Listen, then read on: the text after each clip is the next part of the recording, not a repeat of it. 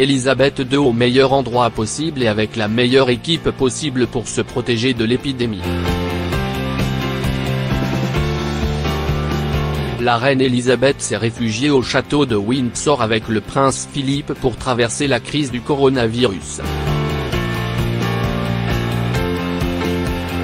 Anna Heming, son ancien médecin, se veut rassurante, son confinement y sera optimal. La reine Elisabeth s'est réfugiée au château de Windsor pendant la crise du coronavirus ce jeudi 19 mars, avec le prince Philippe qui l'a rejointe quelques heures après son arrivée. S'ils font tous les deux partie des populations à risque face au virus, ils peuvent compter sur une équipe solide pour leur éviter de l'attraper. Anna Heming, médecin de la reine et de la famille royale entre 2008 et 2014, a accordé une interview au Vanity Fair américain dans laquelle elle déclare sa confiance aux employés de la famille royale.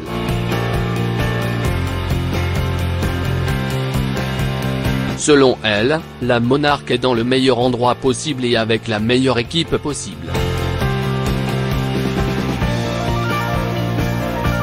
Comme le prince Albert qui, de son côté, est confiné après avoir contracté le Covid-19, elle continue de travailler.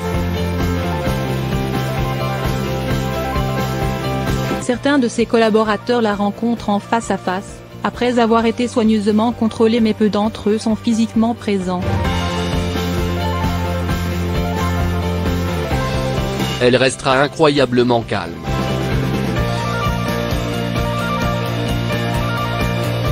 Quant à ses visites officielles, elles ont été annulées le vendredi 13 mars, ils ont eu raison d'annuler ces engagements pour éviter qu'elle ne soit en contact avec des foules et des regroupements plus denses, estime la docteure. Éloignée de Londres, la reine Elisabeth est informée de la situation par ses équipes.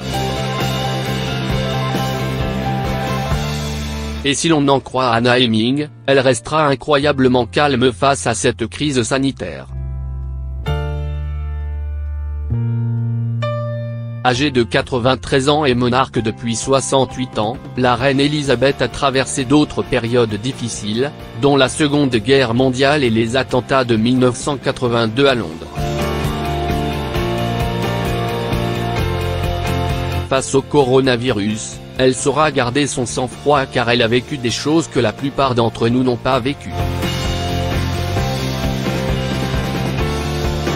Forte et bien accompagnée, la matriarche pourra donc traverser cette crise sereinement.